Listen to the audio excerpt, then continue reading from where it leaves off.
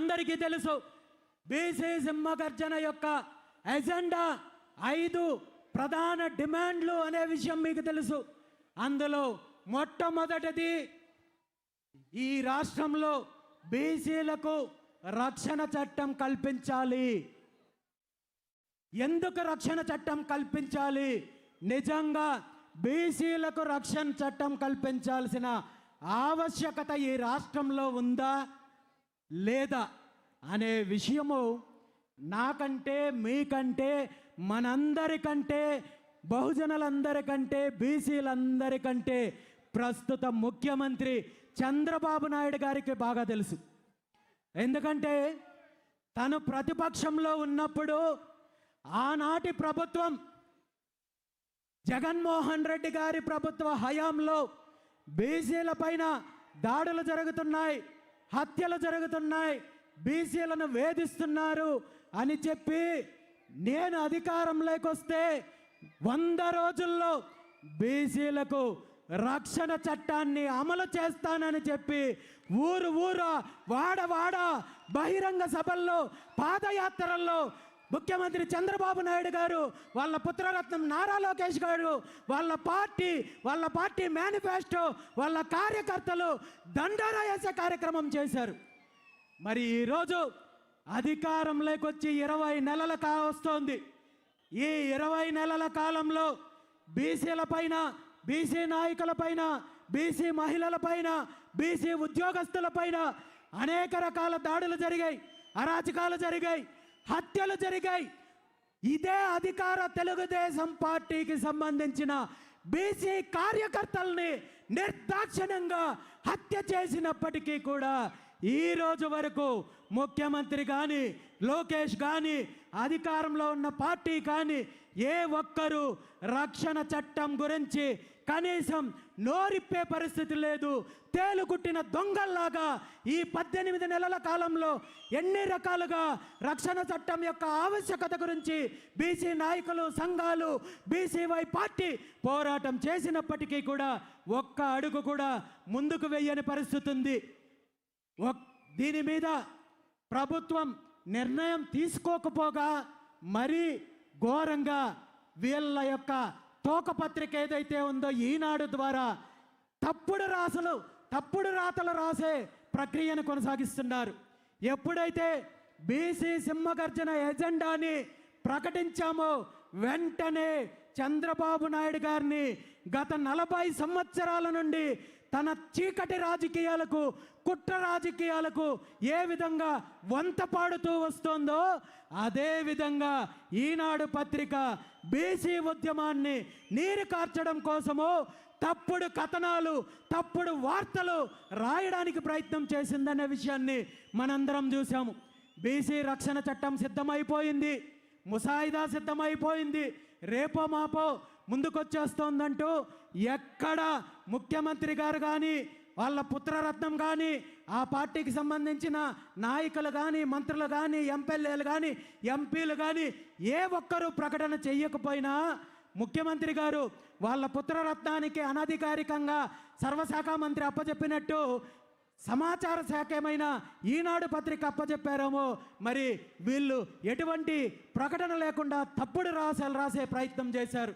ఇప్పటికీ కూడా ముఖ్యమంత్రికి, ప్రభుత్వానికి ఈ బీసీ రక్షణ చట్టం అమలు చేయాలనే చిత్తశుద్ధి లేదు అనేది మనం గుర్తించాలి. ఇప్పుడు ఒక్కటే డిమాండ్ చేస్తున్నాను, ఇప్పటికైనా మీ కుట్ర రాజకీయాలు పక్కన పెట్టి వెంటనే బీసీలకు రక్షణ చట్టం కల్పించాల్సిన బాధ్యత మీకుంది అని చెప్పి ఈ సందర్భంగా ముఖ్యమంత్రి చంద్రబాబు నాయుడు గారిని డిమాండ్ చేస్తున్నాను. మరో ముఖ్యమైన అంశం ఏంటంటే బీసీలకు రాజధాని ప్రాంతంలో 1000 ఎకరాలు, కనీసం 1000 ఎకరాలు కేటాయించమని చెప్పి మనం డిమాండ్ చేస్తున్నాం. బీసీలకు నిజంగా భూములు ఎందుకు కేటాయించమంటున్నాం? దీని మీద మనం ఏమైనా వీళ్ళు చేస్తున్నట్టు రియల్ ఎస్టేట్ వ్యాపారం చేయడానికా, లేదంటే అవినీతి చేయడానికా, లేదంటే దోపిడీ చేయడానికా అంటే ఖచ్చితంగా కాదు.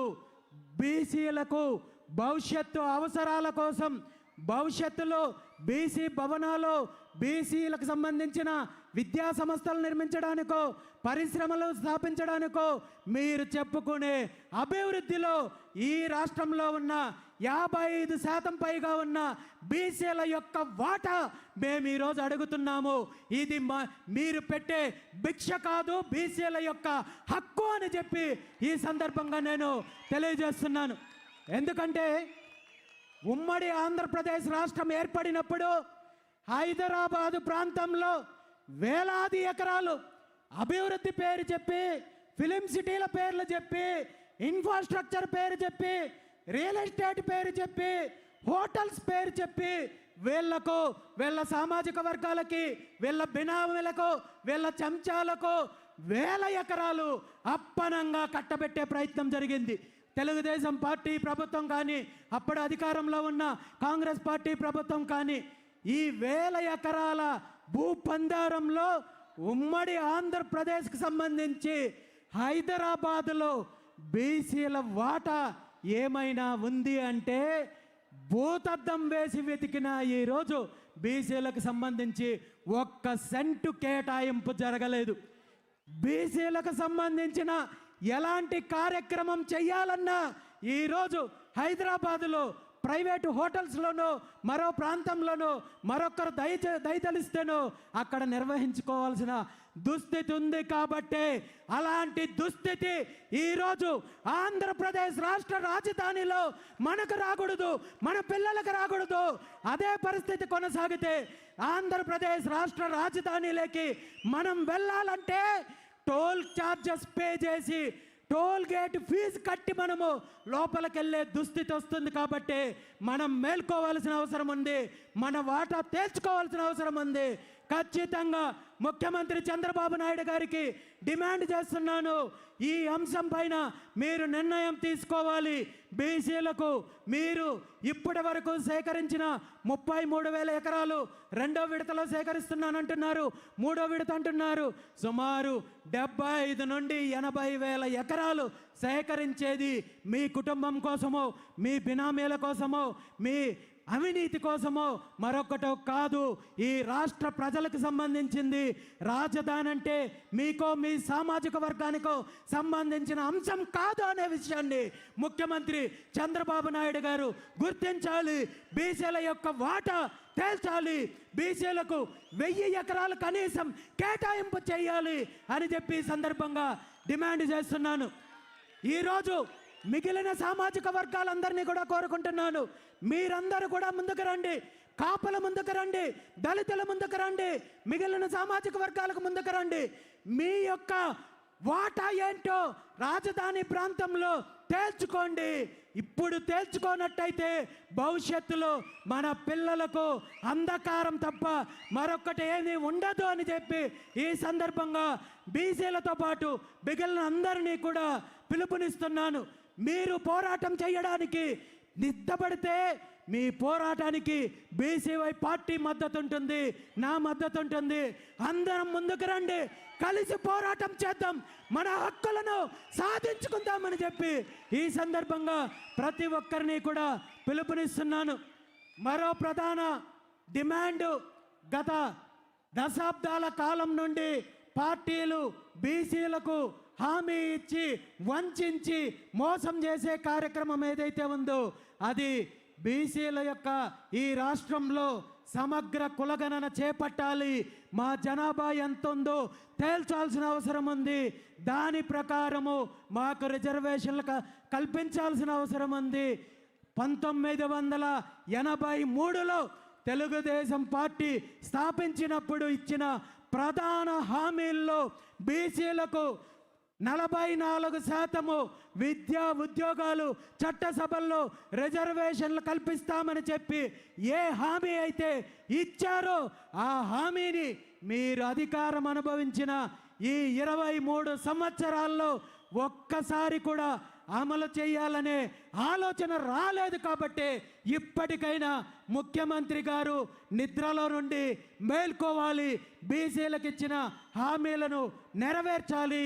మీరు మళ్ళీ దీని మీద కూడా చేస్తున్న తప్పుడు ప్రచారము 34% ఇస్తాము, దీనికి కమిషన్ ఏర్పాటు చేస్తాం, మరొకటి చేస్తామంటే తప్పుదారి పట్టించే ప్రయత్నం ఉంది. దీన్ని ఈ రాష్ట్ర బీసీలు ఒప్పుకునే సమస్య లేదని ఈ సందర్భంగా మీకు తెలియజేస్తూ వెంటనే కులగణన చేపట్టాలి. దాని ప్రకారము కనీసం 44% రిజర్వేషన్లు అమలు చేయాలి. మీరు 44% రిజర్వేషన్లు అమలు చేసిన తర్వాతే స్థానిక సంస్థల ఎన్నికలకు వెళ్ళాలి. అలా కాదని మీరు ముందుకెళ్ళాలంటే మీ రాష్ట్రంలో బీసీ ఉద్యమము తీవ్ర రూపం ఉంటుందని చెప్పి ఈ సందర్భంగా మిమ్మల్ని హెచ్చరిస్తున్నాను. మరో ముఖ్యమైన అంశము, ఈరోజు గతంలో అధికారంలో ఉన్న జగన్మోహన్ రెడ్డి గారు కానీ తెలుగుదేశం పార్టీ ప్రభుత్వంలో కానీ బీసీల యొక్క సామాజిక వర్గాల కోసము కార్పొరేషన్లో నియమిస్తున్నాము, చైర్మన్లు నియమిస్తున్నాము, పాలక మండలి నియమిస్తున్నామని చెప్పి గొప్పలు చెప్పుకునే వీళ్ళు నిధుల విషయంలో మళ్ళీ బీసీలను మోసం చేస్తున్నారు. మీ పార్టీకి చెందిన నాయకుడికో కార్యకర్తకో పదవినిస్తే ఆ పదవి వల్ల బీసీ కులాలకు బీసీ సామాజిక వర్గాలకు ఎటువంటి న్యాయం జరగదు.